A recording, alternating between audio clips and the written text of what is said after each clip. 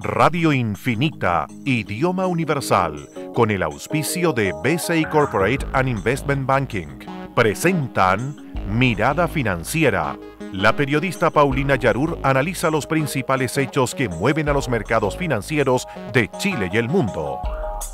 ¿Cómo están? Bienvenidos, jueves 3 de septiembre de este 2015 y comenzamos a dar una mirada financiera. Hoy me acompaña Paulina Yasigi, ella es gerente de Research y Economía de IM Trust Credit Corp Capital. ¿Cómo estás, Paulina? Bienvenida. Bien, ¿y tú? Buenas tardes. Muy bien, hoy día vamos a estar con la mirada puesta en lo que sucede en Europa, también en el mercado cambiario, porque tuvo una baja en el día de hoy el precio del dólar, pero tuvo un repunte importante el precio del cobre. Son buenas noticias, vamos a ver cómo han estado las bolsas a nivel mundial.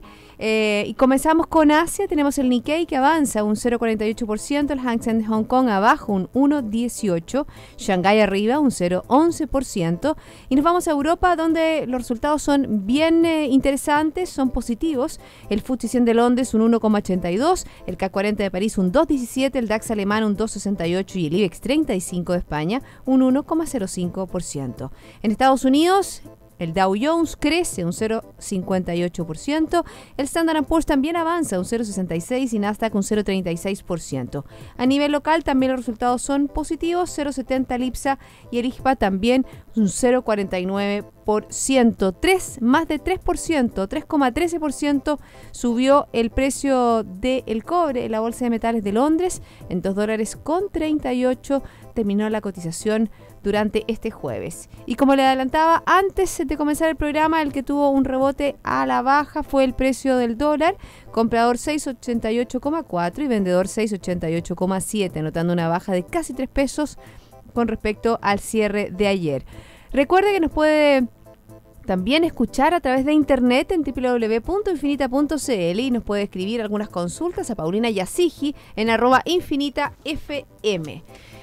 Paulina, partimos por la zona euro, que hoy día había una reunión en el Banco Central Europeo. Yo creo que por eso que las bolsas están tan contentas, porque el Banco Central Europeo, la verdad que no realiza muchos cambios en su conducción de la política económica, manteniendo sus tasas de interés muy bajas, ¿no es cierto? Operacionales de financiamiento en 0,05%, depósitos en negativos en menos 0,2% y préstamos un 0,3%. Y yo creo que es interesante también, se espera también que durante la conferencia ha seguido alineado con esta compra de activos, es decir, que el estímulo monetario continúa en Europa. Así es, mira, la verdad es que el mercado esperaba más o menos un mensaje en esta línea y el hecho de que haya verificado que sigue comprometido es una buena señal. Un cambio de un límite que también facilita en el fondo las compras y incrementa el límite, pero también en horizonte de tiempo hace varias reuniones que vienen insistiendo de que sea lo que sea posible, ellos van a aumentar el QE, que en el fondo esta inyección de dinero en la economía, vía comprando bonos. Y el objetivo de esto es combatir la inflación baja. No se puede hablar de deflación, pero el temor es la inflación baja. ¿Que se ha mantenido baja durante este año? ¿En qué rango está? Se ha mantenido baja, mira, más o menos en el 1,8 para abajo, digamos en Estados Unidos lo mismo. A ver, si tomamos inflación total, son más bajas. Estamos hablando de inflación subyacente, es decir, excluyendo energía o alimentos, que son los elementos más volátiles. Pero lo importante es que es ver la tendencia y las expectativas. Ahora están bastante estables las expectativas en Estados Unidos, pero el riesgo efectivamente es que no se cumpla. Y en Europa están también con una tendencia o con el fondo el temor también de que la inflación sea menor por el tema de China. Entonces, cuando China está devaluando su moneda, así como, a ver, te voy a dar el ejemplo inverso que así se entiende. Si nosotros tenemos una depreciación de la moneda, ¿no es cierto?, a nosotros nos está subiendo el dólar, ¿no es cierto? En el caso de China es lo mismo. Ellos al devaluar están subiendo el valor del dólar, es decir, debilitando la propia moneda. Al subir el valor del dólar es el efecto contrario en esos países, ¿no es cierto? Y con el euro hasta aquí, el euro se ha depreciado más que lo que se ha depreciado el yen. Estaba más o menos con 1,18 en el día de hoy. 1,11 en el día de hoy. Euro-dólar, ¿no es cierto? Euro-dólar. Pero el euro al estar mucho más débil, se ha debilitado también con respecto al yuan chino, que ha estado manteniendo, digamos, a la fuerza estable, ¿no es cierto?, porque es intervenido. ¿Qué implica eso? Que pierde competitividad Europa. Y si lo devalúa China, lo que está generando es una devaluación del yuan y una apreciación del euro, y eso te genera una importación de la inflación. Es como que nosotros se nos fuera el tipo de cambio de los 600 o 700 a niveles de 500, 400. Estoy exagerando en los montos, pero eso es para que tengan la gente en la cabeza. Entonces, al devaluar ellos, se aprecia Estados Unidos y se aprecia Europa. Entonces, lo que están haciendo el resto de los desarrollados es importar deflación o importar menores precios. ¿Me entiendes? Y eso, por ejemplo, tú hablas de esta importación de precios. ¿Cómo le afecta a Estados Unidos? También en el día de ayer se liberó el libro Beige de la Fed. Yo creo que es bien interesante para ver un poco en línea qué opinan cada uno de los participantes de la Reserva Federal. Y creo que dice, obviamente, que si bien hay un repunte en el empleo en Estados Unidos, preocupa el escenario chino también. Fíjate, es algo que monitorea el Fondo Monetario Internacional porque monitorea el mercado chino. Y obviamente que esta volatilidad asiática, aunque dicen que uno no debiera tener ese terror que se produjo durante la semana pasada, si mal no recuerdo, en ese lunes negro en que hubo una volatilidad pero inmensa, eso también genera ruido a nivel global, sobre todo por el peso que tiene China. Lo hemos visto cómo nos afecta a nosotros en el precio de los commodities, con el cobre, también en los mercados globales, como es un importador China de materias primas neto, y afecta, por ejemplo, hoy día veíamos como naciones como Australia, como incluso Noruega, se pueden haber afectado por los bajos precios de los commodities. Exacto. A ver, el libro Bates lo que hace es un diagnóstico de la economía y es más o menos el mismo diagnóstico que se publicó en las minutas de la reunión de la Fed en la última vez, y es más o menos lo mismo que se esperaría escuchar en la reunión de septiembre ahora, que es el 16 y 17 de septiembre en Estados Unidos. Y el diagnóstico es: el mercado laboral ha mejorado, y tú puedes mirar muchísimos indicadores del mercado laboral, pero básicamente los que miran así con mayor importancia, con mayor énfasis, son más o menos unos 6, 7, de los cuales algunos tienen, digamos, empeoramientos estructurales. No se puede esperar que con el ciclo mejoren, pero algunos sí se podría esperar que mejoraran con el ciclo, y esos han estado mejorando. En el fondo, la pendiente positiva, y no se podría hablar de que hoy día el mercado está con pocas holguras y que van a subir una fuerte presión de salario.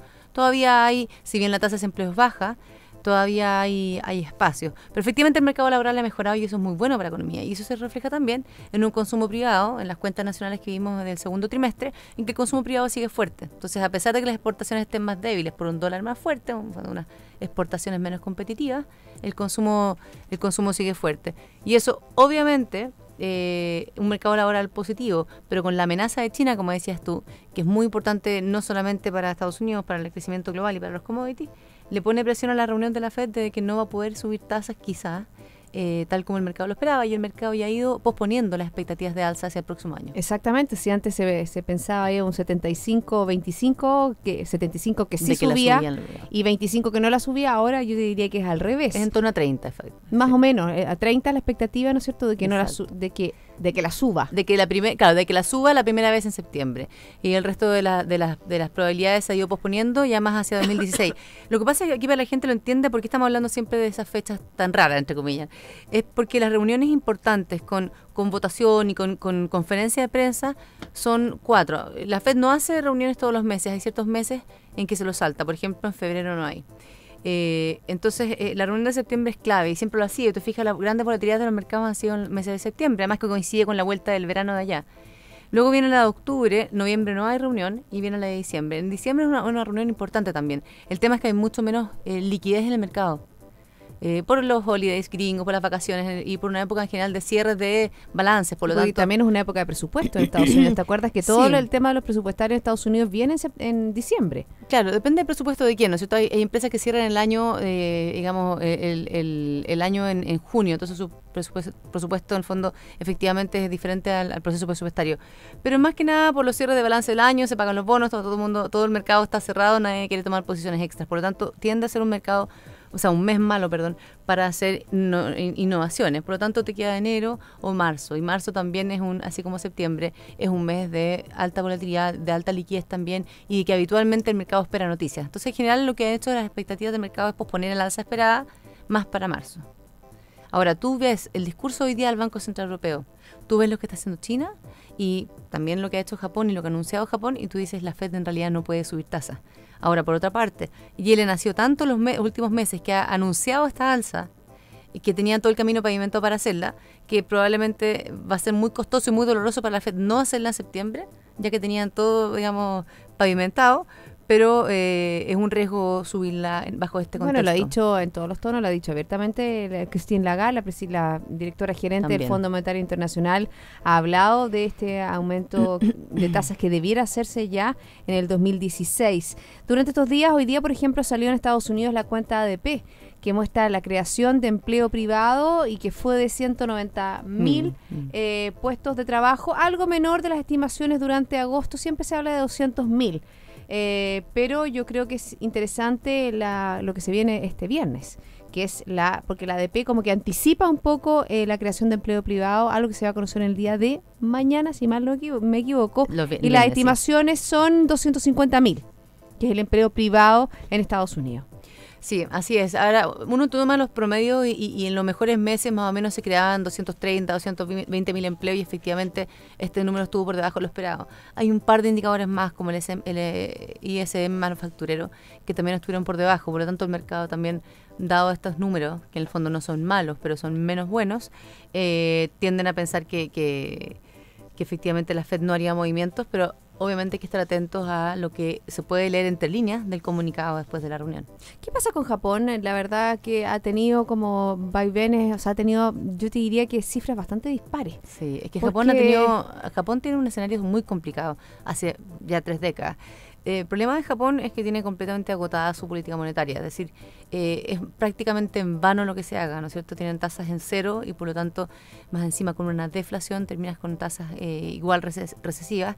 Han logrado dar vuelta a la deflación, han logrado tener números de inflación, sobre todo expectativas de inflación y no de deflación, pero de todas formas siempre están peleando. El tema es que tienen la política monetaria, la han duplicado, han anunciado un QE mucho más fuerte incluso que el de Estados Unidos, pero aún así tampoco ha dado vuelta la cosa.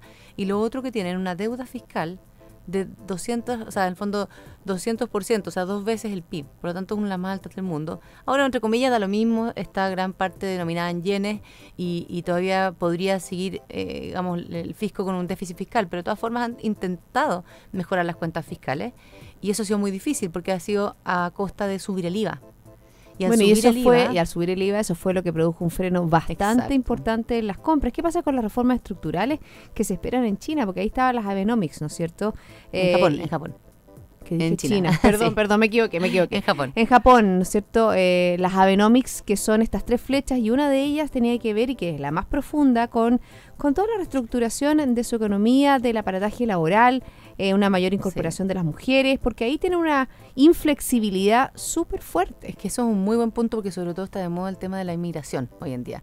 Hemos visto el impacto que causó, ¿no es cierto? El titular creo que fue El País que puso en portada la situación lamentable de cómo están la inmigración de Europa del Este o del Medio Oriente hacia Europa, algunos tratando de llegar a Europa o a Estados Unidos. Y lo más terrible es la fotografía que vemos todos, no solo por los portales. Me salté verla, sí. Sí, yo la verdad que la fotografía de ese niño, ¿no es cierto?, de las costas de Turquía es algo que a nadie le gustaría ver jamás en la vida. Y el tema de la inmigración, entonces, ha sido un tema para todos los países desarrollados y también lo ha sido para Japón. Y efectivamente, como tú decías, Japón debiera venir, en el fondo darle la bienvenida a esa inmigración porque lo que necesitan ellos es mano de obra un poco más barata. En el fondo, hoy día Japón está tan calificado que en la mano de obra es muy cara y lo que necesitan ellos es abaratar su mano de obra y dar la oportunidad a generaciones más jóvenes. Tú tienes que pensar que el problema hoy día más grande de Japón es que se está envejeciendo la población a un ritmo bastante avanzado. Tienen este hoyo negro, digamos, esta amenaza con el tema de las pensiones muy importante. Por lo tanto, hoy día tienen un gran tema con el envejecimiento de la población y una forma de rejuvenecerlo es admitir mayor inmigración y esa es otra reforma importante que debiéramos ver luego. Ahora, hay un tema cultural muy fuerte, pero es el mismo tema cultural que sufre Europa. Es diferente al caso de Estados Unidos. En Estados Unidos una economía y una cultura mucho más nueva, entonces mucho más abierta a recibir y más que nada conformada de hace 100 años de inmigrantes, a diferencia de lo que ocurre en Europa o en Japón. Bueno, y hablando de cambios, también lo que estamos viendo es la alta volatilidad que se entiende por estos cambios que tiene que hacer China. La verdad que vemos como su economía, una economía que ya lo he dicho en muchas oportunidades, el primer ministro la quiere transformar en una economía fundada en sí misma, una economía fundada en su consumo interno, no la exportación es la inversión. No le ha ido tan bien y ahí uno ve estas intervenciones fuertes que ha hecho el aparataje estatal, estas medidas, ¿no es cierto?, de bajar las tasas para dar mayor flexibilidad, para obviamente que sigan estas cifras. Yo creo que ellos tienen el peso del 7%, o sea, es como el demonio del 7% colgado en todas partes. Mira, para que en general la gente entienda un poco lo que pasa en China, porque de repente tanto se habla de China y no se pone muy en contexto. China es una economía que renació, yo te diría, más o menos en la década de los 2000. O sea, 2003 China, por lo menos para el resto del mundo, aparece en el mapa y empieza a consumir commodities de una forma muy importante, principalmente metales, porque es importante en el petróleo, pero principalmente en los metales. En el hierro, también es productor claramente, pero un gran consumidor de hierro para toda la industria manufacturera, y cobre para todas las construcciones y la industria. Por eso que comienza con nosotros el superciclo del cobre. Exacto, pero al mismo tiempo entraron los hedge funds también. Entonces eso, el fondo, que son estos fondos, ¿no es cierto?, que demandaron solamente para especulación los commodities. Por lo tanto, empiezan los commodities a subir del 2003, 2004, 2005, fue la época de oro, y todas las economías emergentes y Latinoamérica, ¿no es cierto?, están en su época peak con un cobre altísimo. Y China lo que hacía era crecer en base a una gran inversión, y esa gran inversión venía de la pata pública y de lo privado, pero principalmente de lo público. Y lo público dando créditos, ya que gran parte de la banca, ¿no es cierto?, es estatizada, dando créditos para hacer ciudades, por ejemplo. Para ciudades fantasmas, exacto, la fotografía de las ciudades fantasmas son que en ese momento impresionantes. no eran tan fantasmas porque en el fondo teníamos una gran, y todavía la tenemos, migración de lo rural a lo urbano. El problema es que efectivamente se empezó a especular, probablemente una digamos, press o algo subprime, ¿no es cierto?, de China, alguna relación hay, ¿no es cierto?, porque en el fondo se empieza a especular también con las propiedades y empiezan a subir rápidamente de precio, pero hay muchísima construcción, y esa construcción se ha ido deteniendo. Como tú dices, lo que se propusieron más o menos hace 3 años atrás es que para la próxima década van a ser 2 cosas. Uno, una economía menos centrada en el mercado primario y en la industria, y mucho más centrada en el consumo.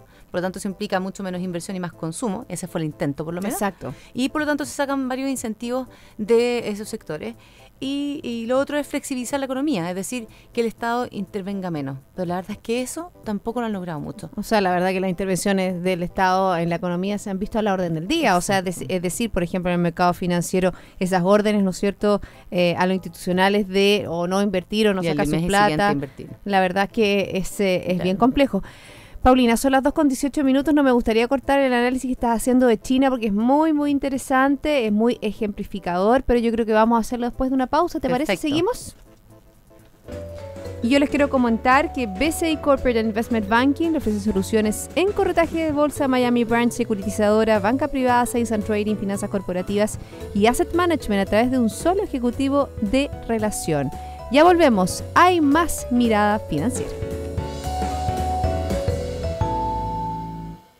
BCI Corporate and Investment Banking, un socio estratégico con un modelo de atención integral único y un banquero de relación que le entregará las mejores soluciones ante desafíos complejos, avalado por un banco con más de 75 años de experiencia en el mercado.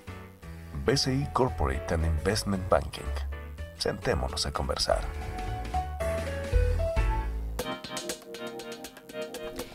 Ya estamos de vuelta, seguimos en Mirada Financiera y yo les quiero comentar que precisamente en las decisiones de este tipo, en las decisiones financieras, BCI Corporate Investment Banking está junto a usted con un modelo de atención integral único que aporta valor y una ejecución distintiva.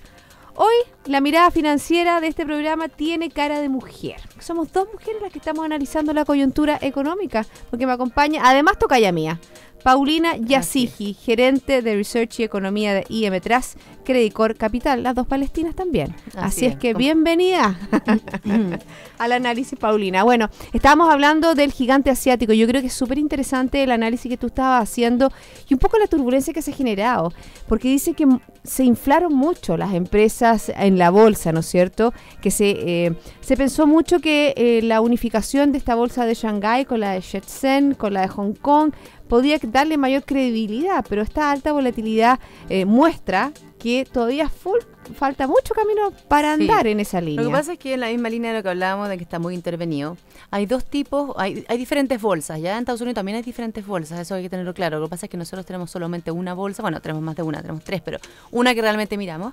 En China hay muchas bolsas, pero la distinción más importante es que están las A-shares, en que pueden invertir solamente los chinos, y las B-shares, donde pueden invertir también los inversionistas extranjeros. Y en las A-shares pasaron 3 cosas. Uno, que el gobierno empezó a decir, inviertan en la bolsa, es muy buena oportunidad, y empezó a incentivar a las compañías a salir con IPOs, es decir, salir a la bolsa para financiarse. Segundo, las familias, en la medida que tenían ingresos, iban invirtiendo en la bolsa. es muy importante, porque las grandes volatilidades que se han dado es cuando está el mundo retail, es decir, tú, yo, ¿no es cierto?, metidos en la bolsa y al primer susto la gente se sale y los flujos son muy volátiles. Y lo tercero es la posibilidad, y de hecho algunas restricciones se habían levantado, a que los inversionistas institucionales internacionales pudieran invertir en la bolsa, en las A-shares. Por lo tanto, eso empezó a inflar los precios. Y tuviste rentabilidad de más de 100%, o sea, se duplicó la bolsa, el valor de esas compañías en un año. ¿Y tú crees que fue realmente una burbuja?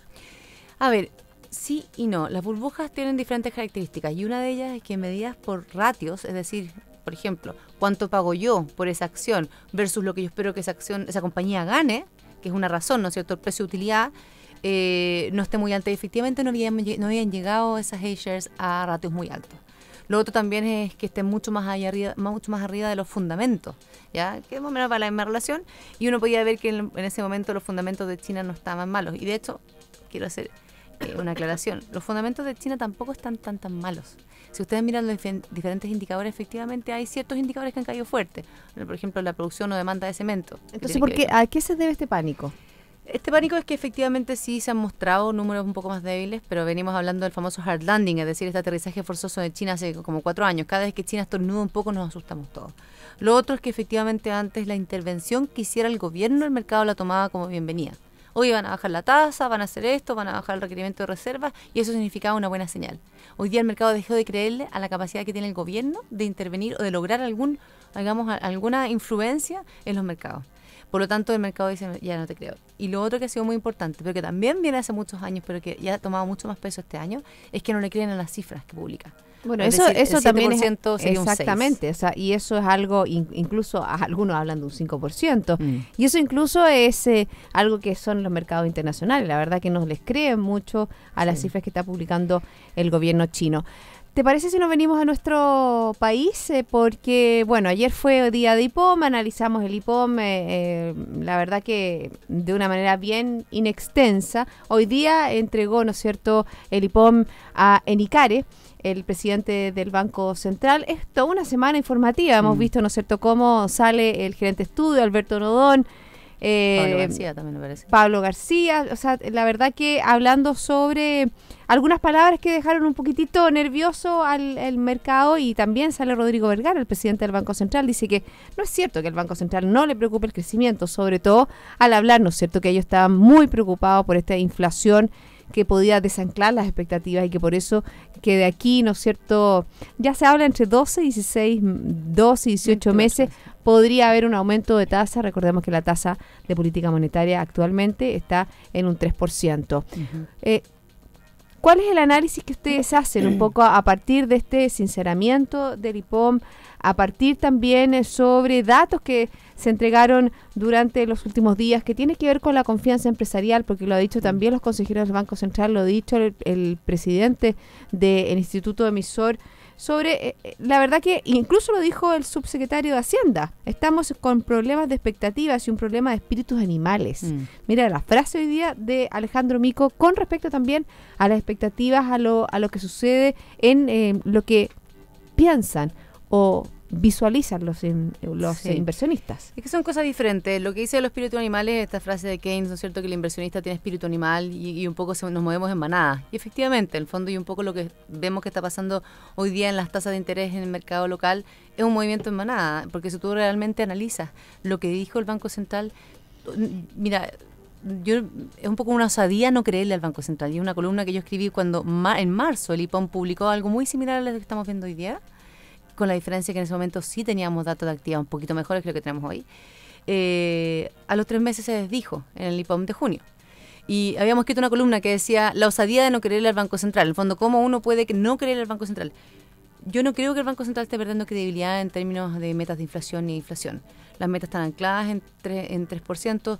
Tú miras históricamente, da lo mismo. Tú puedes tener episodios de 8% de inflación y el mercado va a estar pronosticando 24 meses 3%. Es decir, siempre el mercado le ha creído al Banco Central. Un 4,6 o un 5 en el peor de los defectos no te va a hacer tanta mella. Yo creo que ese es el gran atributo que tiene el Banco Central. Exacto, y por eso que, por ejemplo, algún intervencionismo verbal, se hablaba incluso de intervencionismo verbal que hizo en el día de ayer. Esto es absolutamente una intervención Rodrigo Vergara hizo que bajara el tipo de cambio. Pero si eso es lo mismo que pasó en marzo. es exactamente lo que buscan. Es todo el incentivo que hoy día tiene el Banco Central es hacer esto mismo, que aparezcan todos los diarios las diferentes personas hablando de lo mismo, diciendo, a ver, no hay ninguna duda de que la tasa si va para algún lado, para arriba y no para abajo. Pero el Banco Central pondría en riesgo subiendo la TPM. Pongámoslo de esta forma. Cuando tú tienes inflación alta, los bancos centrales, ¿por qué suben tasa? Porque lo que están tratando de hacer es poner más caro el crédito para que la gente no consuma y tienen que enfriar la economía o enfriar la demanda. Hoy día ya tenemos un gap, es decir, una brecha importante. La demanda está débil. Incluso tú miras el mercado laboral, que se ve un poco estable, de todas formas. Pero ya muy probable empezó que a crecer. Poquito, pero ese proyecto de tasa de desempleo es el 7% y el Banco Central es la misma que tiene en la cabeza. Por lo tanto, sabemos que la demanda sí va a estar un poco más débil. Tenemos desaceleración de los salarios nominales, también lo mencionan en el IPOM, y no es misterio para nadie. Por lo tanto, tú subes la tasa para enfriar la economía, para que los precios no sufran de esta presión de demanda. Pero no hay esa presión de demanda. Entonces tú lo único que buscas es enfriar esto a través de tipo de cambio. Y te basta con una intervención para bajar los 5 pesos. Subir la TPM no te va a hacer que baje mucho más el tipo de cambio, porque detrásito viene la FED subiendo tasas. Por lo tanto, lo que necesita Central es esperar. Ya anunció, digamos, y ya lo puso en el IPOM, que vamos a estar muchos meses con inflaciones altas. Recordemos que se nos va a salir el efecto de 12 meses que llevamos acumulado al 4,6, ¿no es cierto?, de los impactos de la reforma tributaria, que es más o menos un 0,6. Por lo tanto, eso sale, nos queríamos con un 4. Y en adelante, digamos, teniendo un tipo de cambio estable, tú ya empiezas a quitar presiones inflacionarias, a menos que siga subiendo. Obviamente, sería mucho mejor una apreciación. Pero para una apreciación volvemos al tema de China. Pero el tipo de cambio China mejor y que el precio del cobre mejor. Como dices tú, vienen ciertos los movimientos que puede hacer la FED y este tipo de cambio en 6,90, la verdad que la tendencia, como dicen todos los analistas, es que suba a sobre 700. Sí, nosotros la verdad es que creemos que el tipo de cambio podría llegar a 6,70, se podrían calmar los ánimos, más que nada basados en que ha sido una sobrereacción de los commodities y que por lo tanto el precio del cobre debiera irse más hacia los 2,50, 2,40. De hecho, hoy día ya lo vimos en 2.37, o sea, es muy fácil, 2.40, 2.50, y eso te podría llevar al tipo de cambio a 6.70 fácilmente. Te estoy hablando de 2 meses o una semana. La intervención intervención verbal del Banco Central tuvo sus efectos, han saltado las tasas y ha bajado el tipo de cambio, pero es exactamente lo mismo, e incluso con menor magnitud que marzo, y al poco tiempo se te revirtió. Y ojo, también de hoy día bajaban las bencinas. Eso es una noticia importante. Ojo, eso es muy importante, porque eso es uno de los factores que tenía muy preocupado al Banco Central hace 1 o 2 IPOM, era que ellos veían un rebote importante del petróleo, y por lo tanto de las bencinas acá. Y ahora tú miras las proyecciones internacionales y en las mismas que puso el Banco Central IPOM, y es prácticamente un precio del petróleo constante. Se nos acaba el tiempo, Paulina. La verdad que siempre se nos hace corto estos 30 minutos. Muchas gracias por acompañarme. Que estés muy bien. A todos ustedes, sigan en compañía de Radio Infinita y nosotros nos reencontramos mañana a las 2 para dar una nueva mirada financiera.